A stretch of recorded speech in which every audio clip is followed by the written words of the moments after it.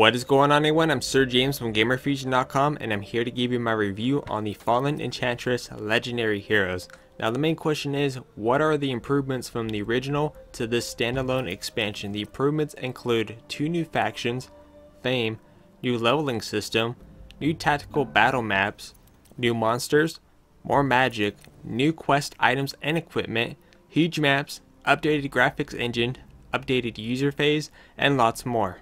Now let me go ahead and talk about the graphics. As I mentioned, this game does feature an updated graphics engine. Now I've never played the original, but I did bring up some videos and I did a side-by-side comparison between the original title and this expansion, and I did notice a lot of visual improvements in terms from the actual details of the landscape itself, the units, the structures, buildings, pretty much everything. There is a huge visual improvement from the original and to this one, which was nice and appealing.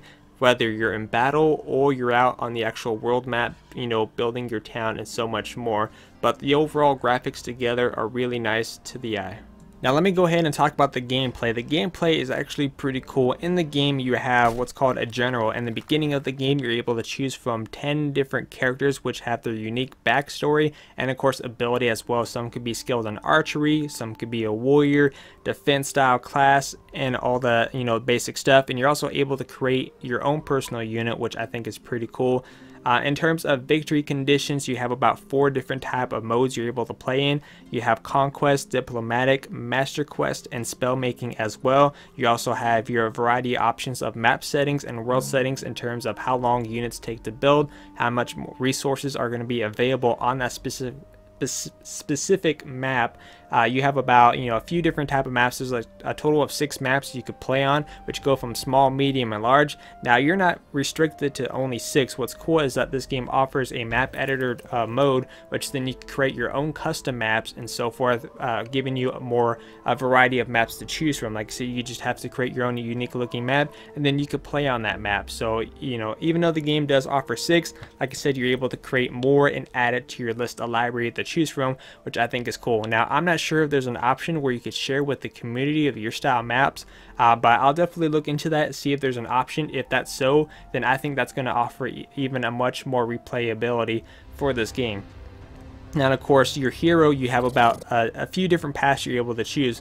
When your character levels up, you select a path. Now, this path, whatever one you choose, you're restricted to that one path only through the remainder of the game, unless if you unlock more generals, which I'll talk about that in a second. You have, in terms of paths, you have your assassin, defender, commander, mage, and warrior. And of course, just like I've mentioned, each have their own unique abilities. For example, assassins are able to ignore your armor and go for the lethal kill. Defender is good with the defense. Commander is good for your military might in terms of how much accuracy your units are going to have. Mage is obviously skilled in magic, and of course warriors are good with high strength and numbers altogether. Now, in the game, you build pretty much a settlement. When you first start out the game, you figure out where you want your settlement to be in, and there's a few different things you have to be aware of while you're playing this game. Your guilder, which is pretty much the amount of gold and your income that you're getting in the game. Your growth, research, production, unrest, food, and mana. For example, if the amount of gold is running low because you have your tax set up too high or too low, you're gonna have like this little screen that says your income is too low, you can't build any military forces, try relieving some of your units and so forth. And of course, your food and stuff like that. I mean, the happier your town, your settlement is, the much more better it's going to play out for you, because the more you could do research, the more units you could build and so forth, and the bigger fame you get, people are actually going to come and join your army. You're going to get more generals to add to your collection, which I think is pretty cool. And when they level up, you can select what kind of path they want to take. So let's say, for example, your character, the one you chose, maybe you chose to play as a defender, your fame starts building up, you get another general. Maybe you want that general to be a warrior specific class, then they could be that warrior specific class and so forth, which I think is pretty cool. Now, of course, like I said, there's a few different ways to play this game in terms of the conditions. Like I said, you have Conquest and all that. Like Diplomatic, you're able to form alliances with the AI, which is kind of a pain at times, but other times, most of the time, the AI will join you. And then let's say if you have multiple factions where you're alliance with, let's say you do one section a favor, and then they're going to look at that, it's like, hey, why'd you trade with that person? Now you're going to be my enemy, and so forth. So you got to be careful in whom you're being alliance with, and so forth. Now in the game, like I said, you're able to build structures and units. Now it's not like the Age of Empires type of structure. It's more like everything's just put together. You just have to be aware, like I said, of your income, your production, basically that main list that I told you guys. That's what you have to keep an eye out for. Now like I said, you're also able to build units as well, which is going to add to your military strength. Now in the units, basically what would happen is that each unit has their own specific amount of moves they're able to make.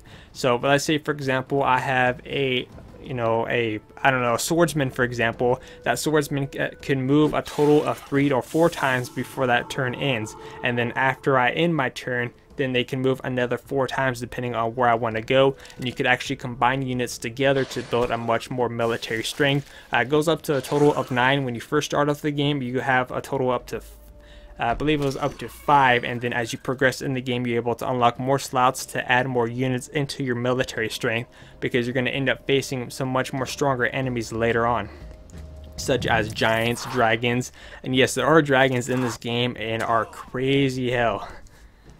So pretty much, like I said, as you progress, basically you're just building your town together, making sure your village is happy as well, building your military strength, and of course you gauge in combat. Combat is pretty much the best way I could try to describe the combat is like Heroes of Might and Magic. Select your unit, it's basically a turn-based combat move. It's like, okay, now you can move this unit, and now it's the enemy's turn, they move their units, and each unit has their own unique special abilities. Like some could build defensive structures, other could use magic, and then of course in terms of actual combat itself, when you attack units, you could actually attack more than once. And what I mean by that, let's say if an enemy goes up to my unit and I have units on the left and right side, meaning both of my units are going to attack when I attack with my one main unit, and so forth. Basically, it's the more units you have close to the enemy, the more damage you're going to deal. You're able to dodge.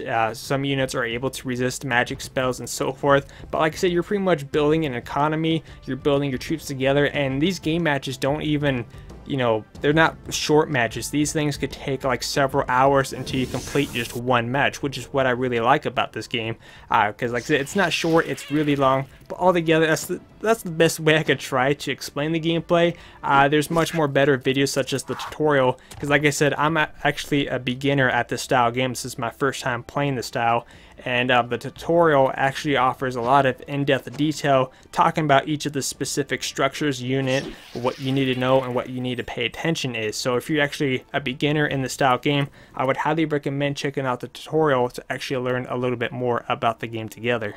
Now let me go ahead and talk about the sound design. The sound design is actually really good in terms of the actual combat, when structures are getting built, units, the movement of your units as well. But I would say the main highlight in terms of the sound is the game's actual soundtrack. This soundtrack is absolutely amazing, even at times where I'm just sitting on the main menu just listening to the soundtrack, because it's really cool. I'm a big fan of video game soundtracks, and this game has a really nice, unique soundtrack that I did enjoy, and it fit really well in the style game. Such as like when you enter combat, you have a different tone of music that kicks in to fit that little combat feel.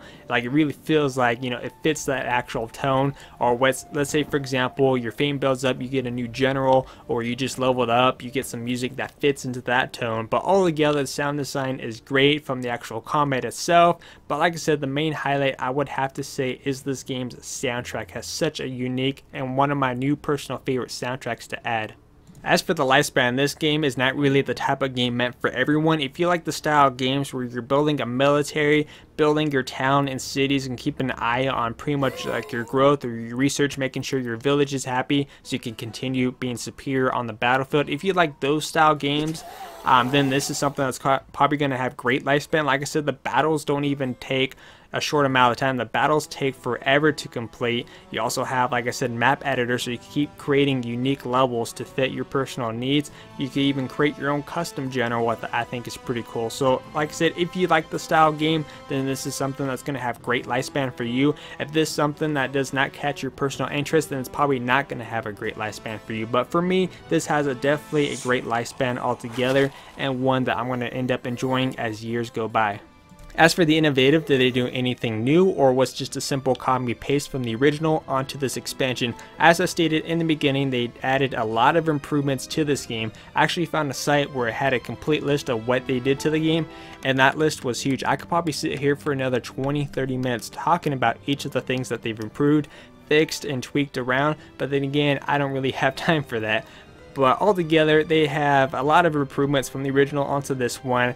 This one played out really smooth. I didn't find any technical issues or anything with this game, which I thought was nice. The fact that this game has a lovely soundtrack to listen to, even if you just have it sitting on the main menu, you really have that nice music. The whole generals keeping your town management together, I thought was really nice, especially for a beginner such as myself. And a really nice tutorial actually teaching you how to play the game and giving you the basics of what you need to learn. I thought that was really well done as well. I would hope to get the actual developers continue on this franchise in the near future, because I can't wait to see what they come up with next. But altogether, I'm going to give this game a 9.5 out of 10. This game is a ton of fun. Worth the pickup. Like I said, if you like the style game, then this is something you're going to enjoy. If this is the style game that you don't like, then this is probably something you're not going to end up replaying over and over again, or probably will not enjoy. But like I said, I'm going to give this game a 9.5 out of 10 from me. Anyways, if you guys would like to see some gameplay footage walkthrough, you can check that out over at Gamerfuzion.com. Anyways, I'm Sir James, and remember, Gamerfuzion empowers your gaming.